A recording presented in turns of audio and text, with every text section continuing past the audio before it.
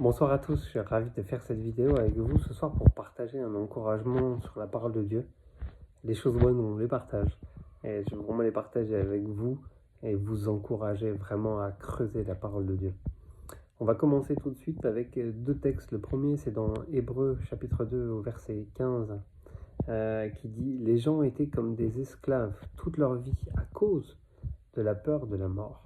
Et Jésus, en mourant, les a libérés. » Et le deuxième texte, c'est dans Jean 10, et là c'est Jésus qui parle et qui dit « Moi, je suis venu afin que les brebis aient la vie, et qu'elles l'aient en abondance. » Là, c'est rigolo parce qu'effectivement, on a deux textes qui peuvent paraître assez antagonistes comme ça. On nous dit qu'on a une vie et qu'on a peur de la perdre. Et d'un autre côté, on a un texte qui nous dit que Jésus est venu pour nous donner la vie. Alors, si ben Seigneur, on l'a déjà, alors qu'est-ce que tu es venu nous donner? Et là, c'est un truc. Et quand on regarde, effectivement, on se rend compte que c'est pas les mêmes mots qui sont utilisés dans le grec. Parce que scoop, peut-être pour certains, l'Ancien Testament a été écrit en hébreu, mais le Nouveau Testament a été écrit en grec. Il n'a pas été écrit en français. Or, dans le grec, il y a deux mots différents dans ces deux textes pour évoquer la vie. Effectivement, dans l'hébreu, le mot qui est utilisé en grec est le mot bios, alors que le mot utilisé par Jésus quand il dit qu'il vient amener la vie, c'est le mot zoé. Je ne sais pas pourquoi ça a été traduit de cette manière-là, il doit y avoir une raison. Mais n'empêche qu'effectivement, dans le grec, ce sont deux notions très différentes. Deux mots, deux notions. Et on va voir ce que ça implique et pourquoi, effectivement, la parole de Dieu nous dit que la bios, la vie bios, elle est esclave de la peur de mourir et que le Seigneur est obligé d'amener une autre vie. On va essayer de voir ça ensemble. Et donc, je vais vous poser une question que je peux me poser à moi-même et qu'on pourra tous d'ailleurs se poser, c'est combien d'entre vous ont déjà passé au moins une fois une nuit blanche ou quasi blanche avec la boule au ventre à se poser la question mais comment je vais faire demain? Comment en fait je vais payer cette facture? Comment je vais survivre? Comment je vais me loger? Comment ça va se passer dans mon travail? Comment vont mes enfants? Est-ce que ma santé ça va aller? Qu'est-ce qu'on va me dire demain quand je vais faire mes examens, etc. etc. Et il ne faut pas se mentir, on est dans un monde où effectivement l'angoisse est permanente. Et tout est fait pour nous garder sous la peur. Volontairement ou pas, d'ailleurs, je ne sais pas, parce que le texte d'Hébreu, vraiment, c'est une puissance, hein, cet esclavage. Hein, c'est quelque chose qui s'impose à nous. Hein.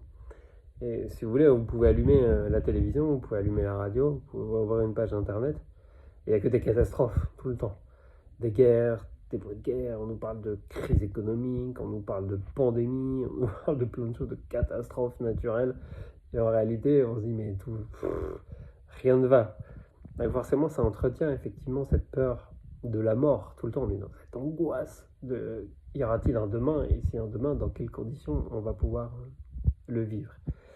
Et donc ce mot bios qui est utilisé là, il fait référence en fait à notre vie biologique. Voilà, que je sache tous, on a un corps. Et c'est valable partout d'ailleurs dans la nature, dans le royaume animal ou végétal. Tout naît, grandit et meurt, c'est ce qu'on apprend au collège, hein. Tout ce qui est vivant a un cycle de vie, et ça c'est valable aussi pour nous. Malheureusement, on grandit, on vieillit et on meurt, ça c'est inéluctable. Et donc forcément, je regardais et il y a tout un tas d'émotions qui se produisent dans cette vie bios, qui sont intéressantes pour parler en fait vis-à-vis du texte d'Hébreux 2. On est esclave de la peur de mourir, et donc forcément ça génère tout un tas d'émotions chez nous. Parce qu'il faut savoir que dans la vie bios, il y a aussi une troisième vie, et j'en parlerai dans un autre message, ça fera la suite de la série, qui est la vie psyché, la dimension vraiment psychologique, la dimension d'âme, etc., émotionnelle. Et dans ces émotions, effectivement, il y a la peur, il y a l'angoisse, il y a la colère, etc., qui sont des émotions qui servent à préserver notre vie. C'est parce qu'on a peur, parce qu'on se met en colère, etc., qu'on arrive à se défendre. Ça, c'est tout à fait naturel. Et ça, on peut le concevoir. Mais là où on creuse un peu et ça devient intéressant, c'est que même les émotions positives, en fait, elles sont liées à cette peur de la mort. Vous voyez ? Quand on a peur de mourir de faim, par exemple, quand on nous donne un bon repas ou qu'on nous donne de la nourriture pour tenir plusieurs jours, et bien effectivement, on est satisfait parce qu'en fait, ce besoin-là, il est comblé. Si, par exemple, on va manquer d'argent et qu'on touche son salaire ou une somme d'argent, on souffle un bon coup, notre besoin de sécurité est satisfait. Si on a peur d'être isolé et qu'on a des compliments ou de la reconnaissance, et bien effectivement, on est content aussi parce qu'on a besoin d'appartenance et c'est vital. Tout seul, on est isolé, on est en danger. Donc vous voyez qu'on voit que même ces joies-là, cette paix, elle est soumise en fait aux conditions. Elle n'est pas éternelle, voyez-vous. Imaginons que vous touchez une grosse somme d'argent et là vous êtes dans la joie, waouh, et moi j'arrive, je vous pique tout. Et bien là, je vais vous assurer que vous allez redescendre. Aussi vite que vous êtes monté, vous allez certainement descendre plus bas même que vous êtes monté. Le problème, c'est qu'on a reçu, nous, parce qu'on a reçu le souffle de Dieu, l'amour, de la paix, de la joie, etc. Sauf que dans cette réalité-là, ou en tout cas dans la dimension bios uniquement, elles ne peuvent jamais s'exprimer totalement. Or, il y a la Zoé, donc du coup, la Zoé dont vient nous parler Jésus pour exprimer la vie qu'il vient apporter, et là dans la Zoé, tout est complètement différent. La Zoé, elle n'est pas fragile comme la vie bios, elle n'est pas temporaire, elle ne peut pas être affectée en fait par les éléments extérieurs de cette réalité. Pourquoi ? Parce que la vie Zoé, elle existait bien avant la création du monde et elle existera toujours après. Et on voit ça dans les fruits de l'esprit, tout ce qui environne la vie Zoé, c'est la joie, la paix, l'amour, la bienveillance, la persévérance, la bénignité, etc. Et ces choses-là, en fait, elles sont immuables. C'est la vie, la paix, la joie. Et étant la vie en elle-même, la joie et la paix en elle-même, il n'y a rien qui peut les corrompre, en fait. C'est ça qui est extraordinaire. Le souci, c'est que nous, on a reçu cette pensée-là dans le jardin d'Éden, mais on l'a perdue après. Donc on peut avoir une imitation de ces choses-là, puisqu'on les recherche, mais dans cette réalité, ça ne marche pas. Ça marche pas. Donc on va remonter un petit peu l'histoire pour comprendre comment ça s'est passé, quelles étaient les conditions dans le jardin d'Éden et ce qui a changé après. Dans le jardin d'Éden, Adam et Ève, ils ont été créés, d'accord ? Ils ont été créés à partir de la terre, donc la terre biologique. Le Seigneur les a formés et il leur a donné le souffle de vie, d'accord ?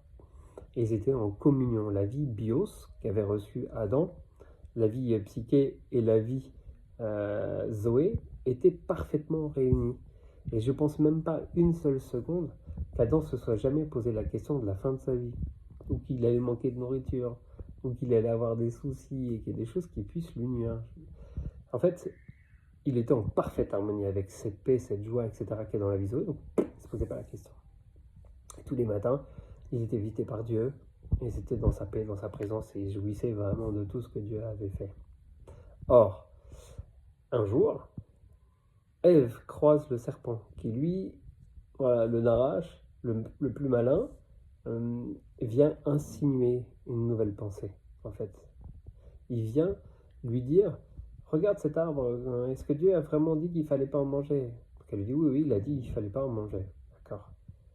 Parce que sinon on allait mourir. Elle dit, mais non, vous n'allez pas mourir, vous allez devenir comme lui, et vous allez être comme des dieux. Ah, et là ça a changé quelque chose en fait. Parce que c'est une nouvelle influence. Et là, en fait, au lieu d'être tournée vers Dieu et tout ce que Dieu mettait à sa disposition, elle s'est tournée vers elle-même et son propre intérêt. Là, il est venu exciter sa chair à ce moment-là. Elle a vu que c'était précieux pour ouvrir son intelligence et puis que ça avait l'air bon, que c'était attirant. Du coup, elle l'a fait. Elle l'a mangé. Elle en a donné à son mari. Leurs yeux se sont ouverts. Et la première réaction qu'ils ont eue quand Dieu est venu à leur rencontre, c'est quoi ? La peur. La peur dont parle le texte d'Hébreux. Ça y est, cette condamnation, elle avait commencé. Et donc à ce moment-là, forcément, la séparation, elle était irrémédiable. On ne peut pas, en fait, être dans la présence de Dieu dans cette condition-là. Donc du coup, ils ont été chassés. Et là, à partir de ce moment-là, catastrophe, la vie bios, en fait, elle a été livrée à elle-même. Et dans Ésaïe 59, ça nous est dit que à cause de cette séparation-là, on ne peut même pas entendre la voix de Dieu. Donc si on ne peut pas entendre la voix de Dieu, eh bien, ça veut dire qu'on entend une autre voix, que ce soit celle du serpent ou la nôtre. Effectivement, quoi qu'il en soit, ça crée forcément une influence étrangère. Donc c'est ça le problème, Donc du coup, forcément, si on entend sa propre voix, la première réaction qui nous vient naturellement, eh ben, c'est généralement pas la bonne. Malheureusement, c'est que pour sauver sa vie, sa sécurité, eh ben, on va vouloir faire des moyens détournés. Donc qu'est-ce qu'on va faire ? On est incité à voler, on est incité à frauder, on est incité même parfois à tuer parce que l'autre est toujours un danger. Et comme on se sent en danger et que la vie bios veut se préserver coûte que coûte, bah du coup elle va faire le mal. Et donc c'est là où on voit que c'est un cercle vicieux. Plus on s'écoute, moins on entend la voix de Dieu. Plus on s'écoute, plus on pêche, plus on s'éloigne de Dieu. C'est là où le plan du malin, il était bien ficelé. Et là, on se dit, aïe, aïe, aïe, ça devient compliqué. À partir de là, tout est compliqué pour l'homme. Le sol est maudit, il faut qu'il travaille, tout est difficile, on ne trouve pas de sens à notre vie parce qu'en fait, la pensée de l'éternité qui était dans notre cœur, eh ben, il n'y a plus rien pour y répondre parce qu'on n'est plus capable d'être dans la communion parfaite avec Dieu. Mais c'est là où ça devient intéressant, c'est que malgré tout, dans cette tragédie, le Seigneur, il aime l'homme tellement, en fait, qu'il avait un plan merveilleux. C'est-à-dire que lui, Jésus, qui n'est pas créé, et c'est là aussi c'est important à savoir, Jésus est engendré par Dieu, et c'est le seul et l'unique qui soit dans ce cas-là. Engendré, c'est être à l'image parfaite de Dieu. Il est Dieu lui-même, c'est le reflet parfait de Dieu, l'empreinte de Dieu. Et bien lui qui était la vie Zoé, il a embrassé la vie Bios. C'est-à-dire que la parole de Dieu nous dit qu'il aurait pu rester dans sa condition de Dieu éternel. Non, il n'a pas vu comme une proie arrachée à se faire homme comme un simple serviteur, en naissant par Marie et en devenant un homme pleinement. Il a eu faim, il a eu soif, il a été fatigué, il a été tenté en toutes choses, parce qu'il a revêtu exactement la même nature que vous et moi. Or, lui, il n'a pas péché.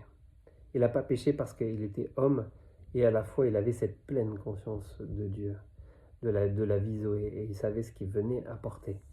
Là où Adam a échoué parce qu'il était dans cette condition de vie bios, avec la parfaite communion de la Zoé, lui il est venu réparer, effectivement aller au bout du processus. Et c'est par sa mort qu'on a la libération, c'est ce que dit nous le texte d'Hébreu, c'est qu'il nous a libérés de la peur de la mort, parce que nous on a vu que Jésus est mort et qu'il est ressuscité. Et donc on sait qu'au fond de nous on n'a plus cette angoisse de la mort, mais cette espérance de la résurrection. Et c'est intéressant et c'est vraiment important à comprendre que derrière, nous on récupère en fait effectivement la conscience de cette vie Zoé, mais le problème c'est qu'on est dans une situation qui est complètement différente de celle d'Adam et Ève. Au tout début de leur marche, Adam et Ève, ils avaient la vie naturelle, mais elle n'avait pas été corrompue par le péché. Et ça fait une grande différence. Ça fait que nous, en fait, on est dans une condition complètement différente. Nous, on a connu le péché. Notre chair a connu le péché. La bios a été livrée à elle-même très longtemps. Et même si on a la conscience et l'espérance de la vie Zoé, eh bien, il faut quand même la travailler tous les jours. Et on le voit en Paul, s'en cache pas, il dit qu'il y a des combats en lui, qui ne fait pas le bien qu'il voudrait et qui fait le mal qu'il ne voudrait pas, et qu'il délivre de ce corps de mort. Et si des illustres aînés comme Paul et les autres apôtres nous disaient attention, c'est difficile, et bien effectivement il faut prendre aussi ça au sérieux. Paul nous dit qu'il crucifiait sa chair chaque jour, qu'il remettait tout devant Dieu, justement pour ne pas laisser ces passions-là se déchaîner en lui, mais combattre le bon combat.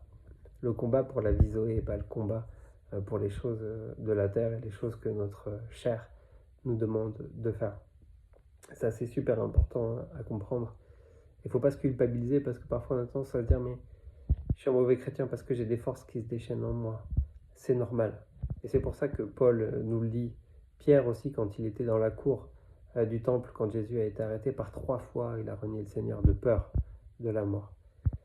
Mais le plus important après, c'est chaque fois, de crucifier sa chair et de tout remettre entre les mains du Seigneur et d'aller chercher cette vie Zoé, de se repentir, de marcher avec lui, de chercher le fruit et la direction de l'Esprit et de ne pas être esclave de cette peur en permanence et de garder ce cap de l'espérance.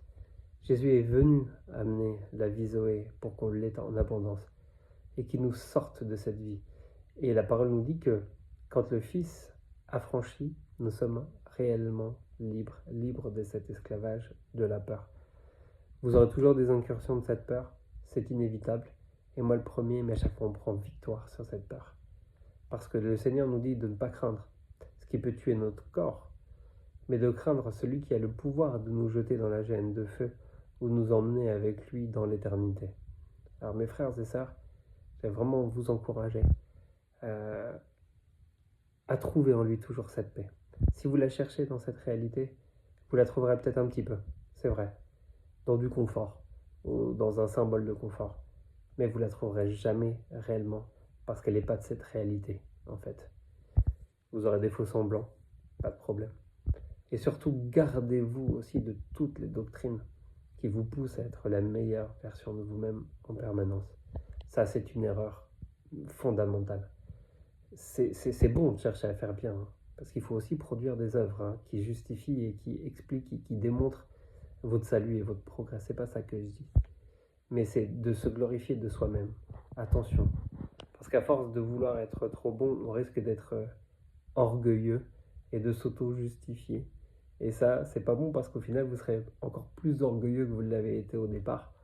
Et l'Éternel résiste aux orgueilleux, mais il fait grâce aux humbles. Alors, ne vous prenez pas pour meilleur que vous êtes, non plus pas trop mauvais, mais quoi qu'il en soit, cherchez toujours vraiment à saisir cette eau et comprenez que ce qu'il est venu apporter, c'est autre chose que cette réalité-là, autre chose que cette vie qui est périssable. Donc, au lieu de faire des efforts insensés pour la vie biologique, pour la préserver, pour la développer, pour la sécuriser, abandonnons cette vie au profit de l'autre. Faisons ce que nous avons à faire. Le Seigneur sait ce dont nous avons besoin.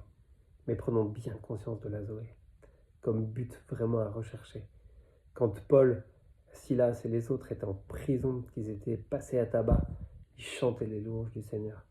Parce qu'ils savaient que de toute façon, ils étaient passagers sur cette terre et qu'ils allaient vers leur demeure éternelle. Donc soyez encouragés, que le Seigneur vous bénisse richement. À bientôt, au revoir.